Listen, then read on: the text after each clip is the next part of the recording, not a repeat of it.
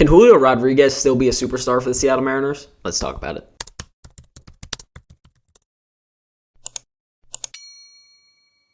So as us Mariner fans know, Julio Rodriguez has had a rough third season in the major leagues. And yesterday he actually had a really good game against Tampa Bay Rays where he finally went deep for the first time since July 20th. But we're going to exclude that game for most of these stats in today's video. So just pretend that game didn't happen for right now. And we're going to go into some detail on why he is struggling so much in 2024. So I know it can be very, very frustrating, especially as a guy that we signed long-term to be the face of the franchise. But one thing you still have to realize is that Julio is literally 23 years old and he has a lot more learning to do over the course of his career. So I kind of just want to go over some of his stats this season and compare them to really see how he is struggling compared to years past and maybe certain things that stand out over others.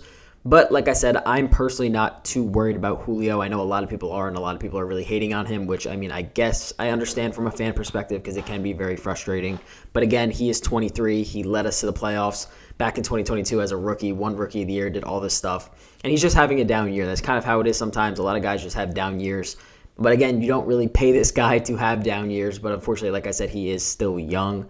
So he has a lot of learning to do, so I'm not too worried about it. And one thing you'll see when I go into some of these stats from his years previous compared to this year is that there are just certain little adjustments that he is really just struggling with, and maybe hopefully someone like Edgar, who is now within the organization, can really help him figure out. So unfortunately, since he was rushed back from his ankle injury, he has not been doing well at all. Like I said previously, the last game, he was 1 for his last 27 before he was 2 for 4 yesterday. So that is a rough stretch. That is a 37 batting average. That is definitely not something you expect from your superstar. And before I dig into some more stats and kind of going into a little bit more of a deeper dive on Julio, one thing you have to remember with Julio is that he really doesn't have that guy that has lineup protection per se. So an example of that would be Aaron Judge and Juan Soto. Like, no matter what, they have lineup protection. So Soto knows if he gets out, Judge is right behind him, and Judge knows that Soto is in front of him. So kind of just that having that lineup protection, especially as a young player like Julio is, that's something he's never really had. He's never had another superstar behind him or in front of him that can really help him out and just take the pressure off. Because as we know, Julio likes to make the moment a little too big for himself, so he'll swing 2-0 on a slider in the other's batter's box because he tries to make something happen. He tries to change the game all by himself, which he needs to learn not to do, and hopefully they can keep building around this lineup. Adding Randy is a nice touch, but he never really had that protection as a young player, so that can kind of get to his head, which as you can tell, I mean, just look at the pitches he swings at in big situations, and that's why he's so-called not really clutch, which I understand he is here and there. But that's just one thing that you kind of want to just stand out and show you guys that he has never really had that. But enough me trying to give excuses for why Julio is struggling. Let's dig into more of the statistics onto why he really is struggling this season. So kind of starting with just his numbers by year. This is going from 2022 to 2024. 284 average in 2022, 275 in 2023, and a 251 this year. Home runs 28, 32, and 11. A WRC plus of 148, 128, and only a 95 this year. A WAR of 5.8 in back-to-back seasons, and then this year he only has a 1.7 WAR. And one kind of key note to stand out is his lowest walk rate in his entire career is this season at a 6.1%, which usually he sits about 7 to 8%. And this year is also his highest K rate of his career with a 27.1%. So having such a high K rate, that has a lot to do with pitch selection, and I'm going to dig a little bit deeper into how he is really struggling on certain pitches this year compared to years prior. So on the fastball, he's actually improved since 2023. I consider 2023 one of his best seasons, even though he did win Rookie of the Year. I think in 2023 he was really productive in a lot of aspects. As we know, he hit a lot. He hit 4 more home runs. Hit a little bit for a lower average that year, but still I think it's one of his best seasons overall, and it was a lot more at-bats than he had in 2022. So in 2023, he hit 293 on the fastball, and this season he's actually hitting 309, so that is an improvement in terms of fastball. But now this is where it kind of gets shaky, is now in breaking balls in 2023, he hit 262, while this season he's only hitting 201 on breaking balls. And on off-speed pitches in 2023, he was hitting 241, which is okay, not too bad. But this year, he's hitting 138 on off-speed pitches. And a huge part of that is his whiff rate. He's just missing these balls completely. And you just look at him right now, even when he was struggling.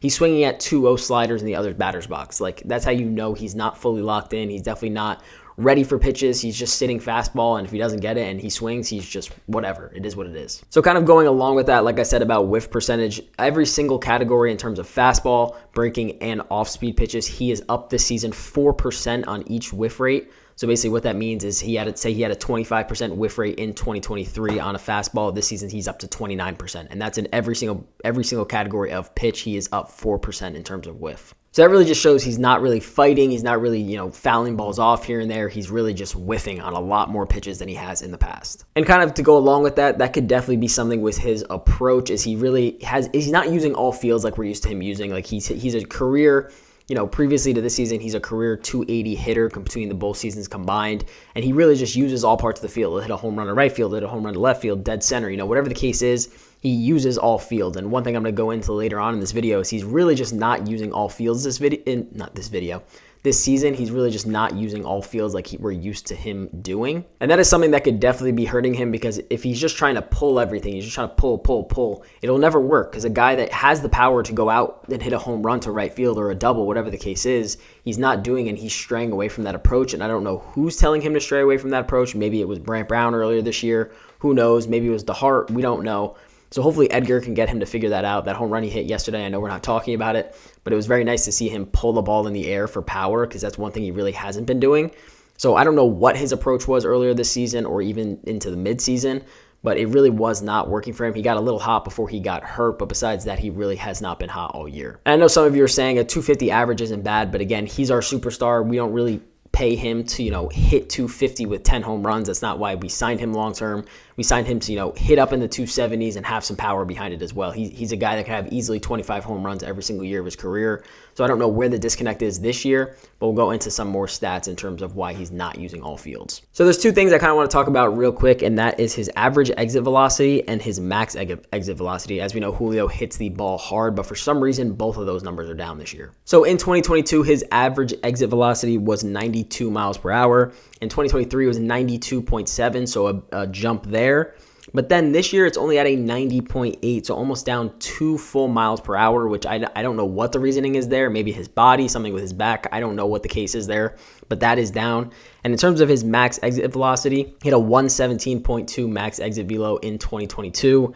He dropped down a little bit last year with his max exit velo at a 116.7, and this year his max was only a 114.5. I say only, but for him, that is down almost 3 miles per hour from 2022. So I know it's not a huge deal in terms of exit velocity, but there is something there that isn't clicking. I don't know what it is, but for him to, average 2 miles an hour less in terms of his average exit velocity, there's definitely something there. But besides all of the exit velocity stuff, there is a clear indication that Julio Rodriguez is just not using all parts of the field. So in 2023, obviously there was more at-bats involved. He was hurt for about 20 games or so. Maybe it wasn't 20 games, but it was 3 weeks time. He has still played in 115 games this year. But in 2023, so this is all his extra base hits in terms of doubles and home runs. In 2023, he had 11 doubles and 9 home runs to right field last year. Now this season in 2024, he only has 5 doubles to right field and 2 home runs. So that's 7 home runs less. There's still some time to go. But as we know, he's not hitting for as much power, and that is maybe because he is straying away from using all parts of the field. So I'm going to try to not nerd out on this and kind of not go into too much detail on what I'm trying to say. But for example, his off speed. So in 2023, like I said, he's had 241 average on off speed and only a 138 this season. So with off speed or whatever the case may be, they're going to hammer him on the outside of the plate as a righty. So if he's facing a righty, he's going to get a slider or whatever the case is on the outside part of the plate. And as you know, Julio loves to swing over those and try to hit those out, but he's trying to pull them, which is part of the problem, instead of just going the other way, and he has enough power to get the ball out of the park that way. So that is one thing you can kind of see when you watch him, is he's really just missing that outside pitch, and he's trying to pull everything. So that is kind of a big reason why he's struggling so much in terms of batting average power, is he's not trying to go with the pitch, he's trying to pull everything. So I'm going to try to back away from the stats and stop nerding out on some of you guys that aren't super interested in going into super deep stats. But the one thing for me is that Julio really is the leader on this team. We need him to do well in order for us to make the playoffs. If he had just had a 2022 or a 2023 year this year, we would without a doubt be right there in the playoff race, if not already, a few games up. But he's really struggling. It is really hurting us.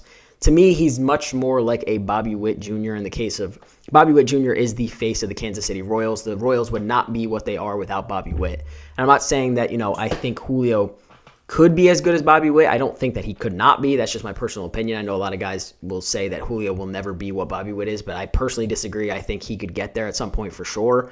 I just think it's a matter of we need him to do, 3/4 of what Bobby Witt's doing, because he can do that. We know Julio can do that. Back-to-back 5.8 WAR seasons, 28 home runs in his first year, 32 in his second year, with hitting for high average. That's not a guy that, isn't a superstar. I just don't know where the disconnect is, especially, he struggled at the beginning of last year, so everyone thought it was, that sophomore slump. And now you're also in your third year, and he is still continuing to struggle. So I don't know if it's a developmental problem, but I still do believe Julio can be the superstar that, Major League Baseball made him out to be after his first 2 years. I just don't know who can bring that out of him. So please let me know what you guys do think the problem with Julio is. Like I said, there is approach problems, as you can see, with certain pitches. He's just straying away from a lot of the things that have made him successful in years past. So hopefully he can figure that out. Hopefully Edgar can help him figure that out. Whatever the case is, he said he feels much more at home, with having Edgar, Randy, Victor, all those guys around him. So hopefully this can allow him to figure things out, be more comfortable at the plate, and not put so much pressure on himself to succeed, even though we do need him to succeed. But that's besides the point. Hopefully he can figure it out at some point, but please let me know what you guys think his main problem is. Otherwise, I hope you guys did enjoy the video, and I'll see you guys in the next one. Peace out.